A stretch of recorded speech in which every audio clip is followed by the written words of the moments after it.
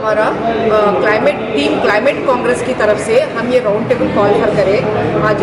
तो उसमें ये इसकी बैकग्राउंड क्या है, मैं ज़रा एक ही लाइन में या ज़रा समझाने की कोशिश करती।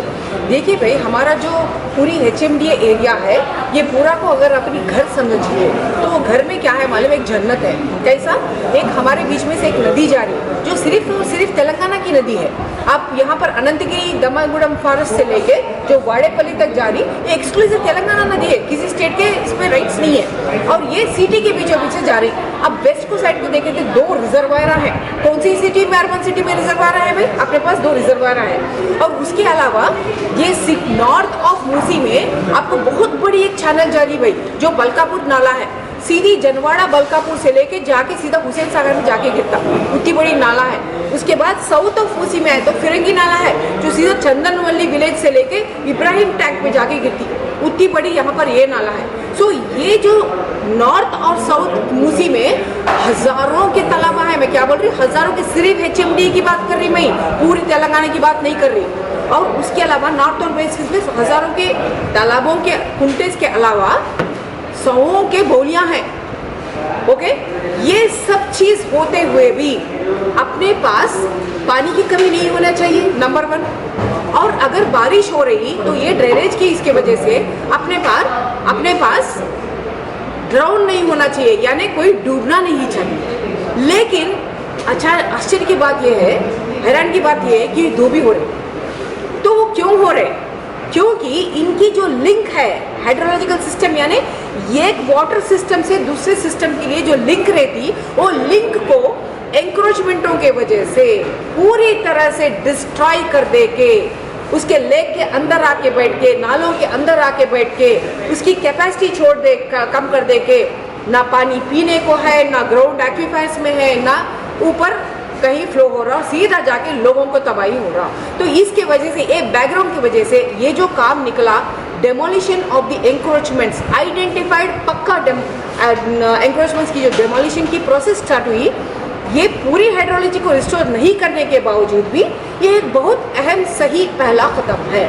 उसके ऊपर सबको बुला के हम करें। इसके ऊपर फौरन हाइड्रा के कमिश्नर का क्लैरिफिकेशन भी आया। ठीक है, पहले ये नया ऑर्डर नहीं है और ये नया कंस्ट्रक्शन नहीं है। 2014 में भी हम इसके ऊपर पूरी फाइट हमारी चली थी। क्यों? 29 एकर्स की ये तालाब, जिसको RTA में खुद वो लोग बताए पूरी 29 एकर्स, उसमें से उसको कम करके 25 से भी कम करके बताए, उसको नया दूसरी मैप रिलीज करें। क्यों करें वो? क्योंकि 25 एकड़ से कम जब होता है तो जैसे मैं भी बताई, 30 मीटर्स बफर जोन नहीं रहता और 9 मीटर्स बफर जोन रहता। सो ये बफर जोन भी कम करना और FTL भी कम कर देना, ताकि पूरी एंक्रोचर को फायदा मिले। ये पहले की मैप थी, हम बता दी उन लोगों को, भाई हमारे पास RTA में पूरा 29 एकर्स का है, तुम कैसा करें बोल के 2014 में हम KCR गवर्नमेंट को सवाल करें। और उसके वजह इसीलिए तब भी हाईकोर्ट को गए, तब भी हाईकोर्ट में ऑर्डर में क्या आया भाई, due process, if there is an encroachment the government will have to do इस प्रोसेस। बोले गवर्नमेंट को जब प्रोसेस क्या करना पड़ता उनको पूरा बता दिया गया, बताने की बाद ही तो वो कोर्ट को गए, मतलब तभी से वो नोटिस चालू है। अब तभी से जो नोटिस है, मतलब वो अब सेल्फ नोटिस में है।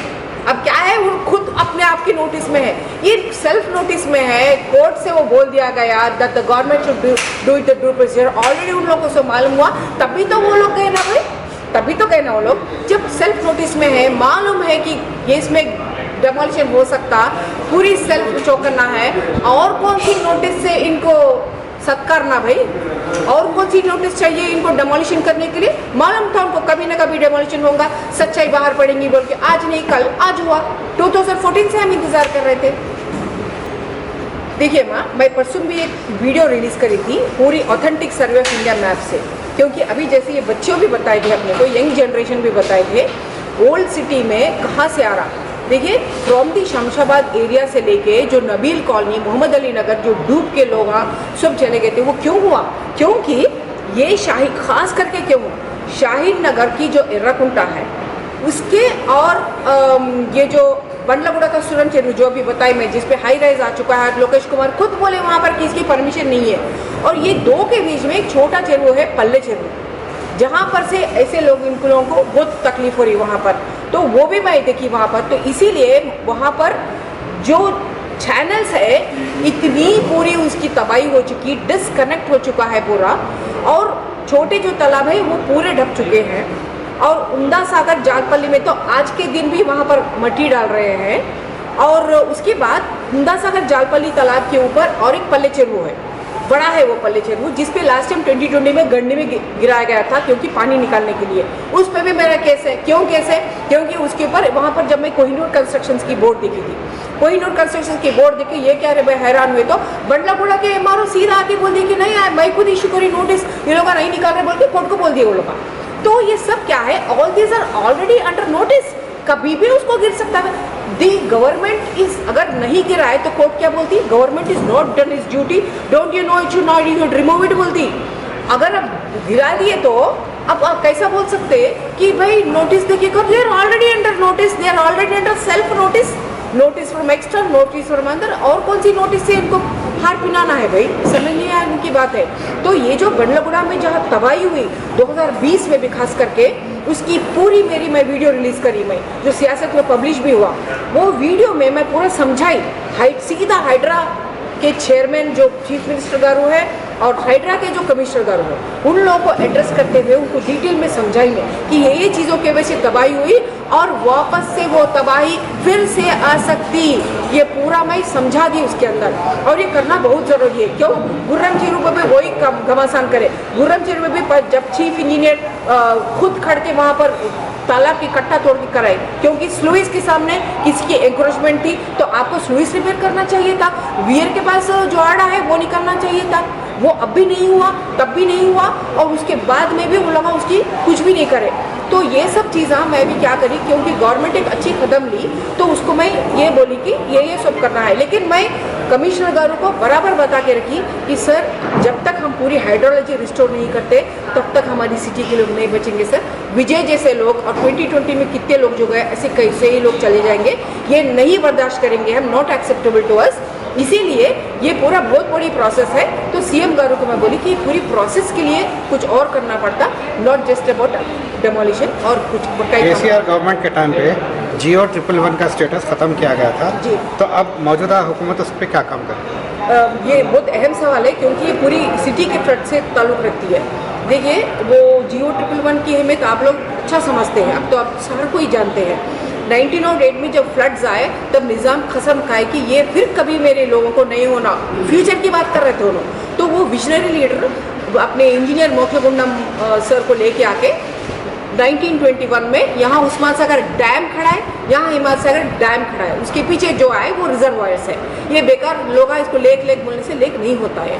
तो ये जियो 111 ये दो रिजर्वायर्स की जो कैचमेंट एरिया है उसमें 10 किलोमीटर रेडियस में उसको बरकरार रखना रिजर्वायर्स को, और एंक्रोचमेंट आ गए तो यहाँ फिर नदी में पानी ज़्यादा हो गए तो फिर तबाही बोल के ये पूरा जो प्रोटेक्शन किए थे। अब जियो 111 को किसकी मोहर है उसके ऊपर, यहाँ पर दो एक्सपर्ट कमेटियाँ लगाए, उसके बाद सुप्रीम कोर्ट और 3 कमेटियाँ लगाए। इतनी बड़ी मोहर है उन लोगों के ऊपर कि जियो 111 रहना, नहीं तो आज तक वो हुसैन सागर हो चुकी होती। इन चीज़ों पे कांग्रेस हुकूमत आने से ही पहले उनकी एक कमेटी बिठाई उन लोगों, तेलंगाना प्रदेश TPCC कमेटी, जियो 111 कमेटी। उस कमेटी में उन लोगों ने मुझे एक्सटर्नल मेंबर करके भी रखा था, और हम पूरी दौरा की वो लोग सहूलियत भी करें कि यानी लोगों को बता रहे थे मेरे को, और वहाँ सर्वे करके उनको रिपोर्ट भी दिया गया। काफ़ी इंक्रोचमेंट्स थे, BT रोड्स थे हिमायत सागर में, उस्मान सागर में, पूरी उनको रिपोर्ट दिए। तो ये हुकूमत अब आते ही क्या बोले उन्होंने कि ये जो जियो 69 जो लाए उन्होंने कि इसको स्टे करते हुए उस जियो 69 को उन्होंने अबेयर्स में रख दिए। यानी क्या अभी जो चल रहा सिर्फ जियो 111 चल रहा, जियो 69 नहीं। लेकिन और काफ़ी काम करना है, जैसे रिकमेंडेशन खुद हम करे थे उसके ऊपर जो वहाँ की कल्टीवेशन के लिए जियो 111 को सही तरीके से अमल करना और उसको और स्ट्रॉन्ग करना, और वहाँ के लोगों को कल्टीवेशन, हॉर्टिकल्चर, फ्लोरिकल्चर जो कि परमिटेड है जियो 111 में, उन सबकी सहूलियत देने से क्या होता, वो सिटी एक जन्नत बनने की चीज़ें हैं। लोग एक तसल्ली से सुकून से रह के उनकी हैप्पीनेस इंडेक्स, उनकी डिग्निटी इंडेक्स, उनकी जो लाइफ इंडेक्स है, ये सब इंडेक्सों की बढ़ाने के काम हैं ये पूरे। ऐसा नहीं कि जस्ट ग्रोथ कर दिए भाई वो कुछ कर दिए बोल के, जो ये सब असल चीज़ों को बढ़ाने के लिए हम वो सब उनको सूचना दिए थे। देखिए बलकापुर चैनल का पूरा मैं तफसील से मैं ज़रूर पूरे लोगों के सामने लाऊंगी, क्योंकि मैं खुद I am not a bit expert, हम भी आपके जैसा हम भी सीख ले रहे, हम सब मिलके सीख ले रहे। मैं आपको क्या बताना चाह रही कि बलकापुर आज में जो इम्पोर्टेंट जो इंक्रोचमेंट्स बढ़ाई वो दोनों भी बड़े जेब वाले किस थे ना, जो रोडेज डाल दिए अपनी फार्म हाउस के लिए, बलकापुर को रोडेज बना दिए, वो तो एक बड़ा टिकट था। और उसके ऊपर से जरा आगे जाती ही फिनिक्स जो कि पूरा पुराना केसीआर के दोस्ती थी ख्वाब, उन्होंने वहाँ पर से पूरी रोडेज बना दिए, 2 तालाबों को सफा कर दे के फिर रोडेज बना लिए उन्होंने। तो अभी तक भी जो मैं करी बात बड़ा टिकट वालों की है।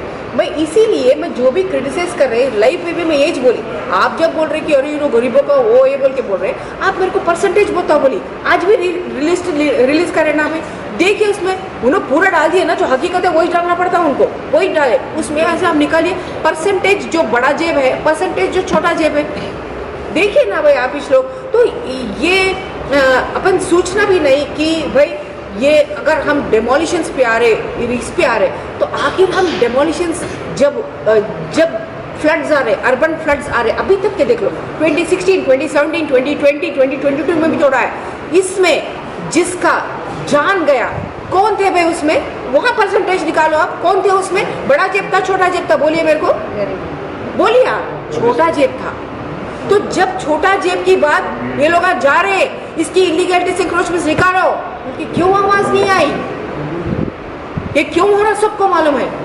तो जब क्यों आवाज नहीं आई कि इनके जाने बचाओ, गरीब की जाने जा रहे, क्योंकि इन लोग बैठ के शाहीनगर एर्राकुंटा में मदरसा बैठ के चला लेके, किसकी हाथ है उसके पीछे, बड़लागुड़ा सुरनचेरू में एमएम कॉलोनी आ जाता और अकबरुद्दीन जी उसकी बार बार बात लाते कि ये मेरी इमारत है, मेरी इमारत है, बैकग्राउंड में चलाते रहते रहो, पूरी दुनिया घूम रही। वो बमरुकुरदला में कौन बैठे, छोटे टिकट थे वो, अभी हैदराबाद 2 MLC के निकाले नामा, वो छोटे पार्टी है, वो छोटा जेब है वो। तो मैं ये बात बताना चाह रही कि बड़ा जेब छोटा जेब का ख्याल किए बगैर कुछ भी नहीं होना चाहिए। इस उदाहरण पे मैं आपको एक बता देती, उस्मान नगर सबको मालूम है 2020 में या अब भी कितने लोग उसमें घर अंदर रहते, ये लोग बाहर रहते। मेरे ऊपर जब प्रेशर आया था कि ये मैडम आप हर जगह तालाब आपका नाम रहता, यहाँ क्यों नहीं है, तो मैं बोली यहाँ क्यों नहीं है, मैं सीधा वहाँ आके बताऊंगी। जाके वहाँ सर्वे करी, वहाँ के जो लोग घर से बाहर थे, जिसको देख के दिल तड़प रहा था, उन लोग सबसे मैं बात करी, उनको मैं समझाई आप लोग तालाब के अंदर हैं, जब जब पानी आएगा आपको तालाब, आपका घर तालाब के अंदर है, इसलिए आप पानी में रहेंगे और आप बाहर रहेंगे। क्या इसमें आपको इज्जत है, आपको बेइज्जती है। आप इज्जत से जीना मैं चाह रही हूँ, इसीलिए मैं आपको यहाँ से पानी निकालने की मैं बात नहीं ला सकती, क्योंकि मुझे आपका इज्जत का ख्याल है, आपकी जान की ख्याल है, मान की ख्याल है। तो क्या करना, वहीं से कुछ एक छोटा सजेशन दी, मैं कोई MLA काउंसिलर नहीं थी, but I told the government to look into that. क्या बात है, वहाँ से थोड़ी ही दूर में JNRM के हाउसेस खाली पड़े हुए हैं, सिटी में कई जगह पड़े हुए हैं, लेकिन केसीआर गवर्नमेंट क्या करी, उस तरफ कई एक जो जगह में JNRM हाउसेस की नीलम भी लगाई भाई, ऑक्शन किए उन लोगों ने। जबकि ऐसे लोग जिसको हम लोग को डिस्प्लेस होने वाले हैं, जब नालों पे, तालाबों से, नदी से, मूसी नदी से जब आपको लोगों को समझा बुझा के उनकी सोशल लाइफ को डिस्टर्ब कर रहे भाई, वहाँ पर घरों में काम कर ले रहे भाई, उन लोगों को निकाल के आप कहीं फेंक दिए, तो उनका सोशल लाइफ क्या होना भाई। अपन को फेंको कहीं जाते गए अपन, फिर सबका सोचना पड़ता। तो उन लोगों को बोली मैं कि आप लोग ऐसी हाउसेस में आप लोग फ्री मिल सकता, पूरी सिक्योरिटी मिल सकती, पूरी सब कुछ हो सकती है आपके लिए, उसमें इज्जत है भाई आप लोगों को, आपके लिए नौकरी वहाँ जमाना भी, वो सब भी अपन बात कर सकते बोल के मैं समझाई। ये हकीकत आज आपके ज़रिए से पहुँचना लोगों तक बोल के मेरी गुजारिश है कि ये सच्चाई है कि हर जगह हम ये नहीं बोल सकते, और हम सही भी नहीं रहेंगे अगर हम ये बोलते जाएंगे कि भाई वहाँ पर गरीब है, इसलिए बलकापुर नाला, मूसी नदी, उस्मान सागर, नहीं भाई गरीब है आप पानी निकालो यहाँ से, गरीब यहाँ से नहीं जाता। छोटा जेब वाला नहीं सकता, नहीं, छोटा जेब वालों को इज्जत से जिंदगी देना है, तो उनके लिए बंदोबस्त करना गवर्नमेंट की जिम्मेदारी है। पिछले टाइम पे मैं गवर्नमेंट को बोली JNRM हाउस को यूज़ करो, तो मुझे मिल गया न्यूज़ कि 2 सालों के बाद JNRM हाउस को गवर्नमेंट ऑक्शन करके पैसे कमा ली। जो गवर्नमेंट लैंड थी, गवर्नमेंट घरां थे, उसको कोई प्राइवेट पार्टी को ऑक्शन करके प्राइवेट वाले को हवाला करी। भाई क्या सोल्यूशन दूँ भाई। अभी रिसेंटली 2-3 बात गई, 2 दिन पहले member secretary Telangana pollution control board के पास एक इम्पोर्टेंट मीटिंग था, यही फिनिक्स के ताल्लुक से। तो वहाँ पर इत्तेफाकन में क्या देखी, वहाँ पर एक हियरिंग किसका था टास्क फोर्स में कि मीरालम की पोल्यूशन की वजह से लगभग 60 जानवर मर गए। कहाँ पर? जू में, समझे? उसकी हियरिंग थी। इतनी सीरियस है वो बात, उसकी पोल्यूशन है और वहाँ पर इतनी सारी उसकी लैंड डंपिंग हो रही है। और मेरे पास पब्लिक वीडियो भेजे कि आज भी वहाँ पर पूरी मिट्टी की डंपिंग हो रही है उसके अंदर। तो इतनी सारी डंपिंग हो रही है वहाँ पर। और खुद केटीआर के हुजूम में जो पार्क की जो इनॉग्रेशन हुई वो खुद एफटीएल के अंदर है, और उनकी जो अंदर रोड डाले वो खुद एफटीएल के अंदर है। और मैं खुद वहाँ पर देखी कि एक जो क्या बोलते हैं पार्किंग नहीं, कोई बहुत बड़ा लॉरीज की पार्किंग वगैरह जो थी वो फेंसिंग के अंदर है पूरा। ऐसे कई एग्जाम्पल्स मैं आपको बता सकती कि जो यूं ही डाल के अभी भी रिसेंटली भी पब्लिक भेजे, ऐसे कई वहाँ पर पूरे डंपिंग्स हो रहे हैं जिसको फौरन निकालना चाहिए। और ये कड़े हुए इमारतों की नहीं बल्कि लैंड जो मैन्युफैक्चर किया गया एक एरिया के अंदर उसकी भी पूरी क्या बोलते हैं उसकी ड्रेजिंग होना चाहिए और एविक्शन होना चाहिए। तो ये हाइड्रा का जो एक्शन है टोटली अनबयास्ड है मैडम? हाइड्रा अनबयास्ड है भाई, लेटर उसकी उन्होंने खुद रिलीज करके बोल दिया ना भाई यही लोग जब लोगों का इंतकाल हो रहा था पानी के बारिश के आने वजह से, बारिश तो एक कुदरत का, अल्लाह ताला का एक मर्सी है, एक रहमत है, लेकिन वैसे बारिश को इन एंक्रोचमेंट्स की वजह से उसको एक भयानक टेरर की जैसा बारिश आने वाला बोल तो डर रहा, अरे बारिश आने वाली भाई, सुकून, पानी का सुकून, ये दिना देखना है भाई हमको। तो आप जो बोल रहे हैं ना ये इलीगलिटी, ये इलीगल है बोल के कौन बोल रहे हैं? वही लोग जो अंदर नाजायज तरीके से जो अंदर बैठे थे उनको आज उनकी नाजायजगी को निकालना एक नाजायजगी दिख रही। नाजायजगी से बैठना अंदर जायज दिख रहा था, और नाजायज को जो निकाल रही वो निकालना है कि एक नाजायजगी दिख रही।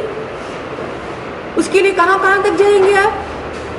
तो ये पब्लिक को समझा, वो खुद समझा रहे कि हम नाजायजगी के तरफ हैं।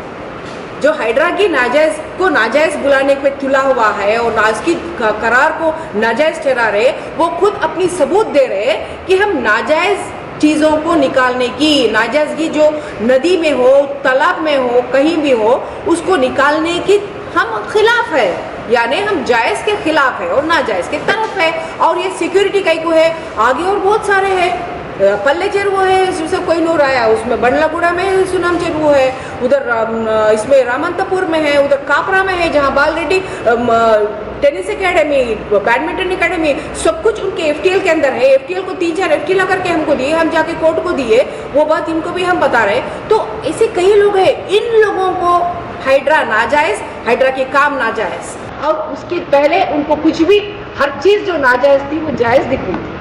Thank you very much. शुक्रिया। Madina schools, best academic faculty, बेहतरीन डिसिप्लिन, जहां तालीम भी और तरबियत भी। 43 साल से लगातार 100% फर्स्ट क्लास और डिस्टिंक्शन रिजल्ट्स का बेमिसाल रिकॉर्ड। खेल कूद में भी गैर मामूली कारनामा। वक्त की रफ्तार और तकाज़ों से हमाहंग साइंस, कंप्यूटर और रोबोटिक्स लैब्स, और वो भी अफोर्डेबल फ़ी स्ट्रक्चर में। एडमिशन्स के लिए कांटेक्ट कीजिए 9100441445 या 6304148143 पर। Himayat Nagar for boys and girls, Nampally for girls and boys up to 5th standard. Madina schools, Himayat Nagar और नामपल्ली, हैदराबाद।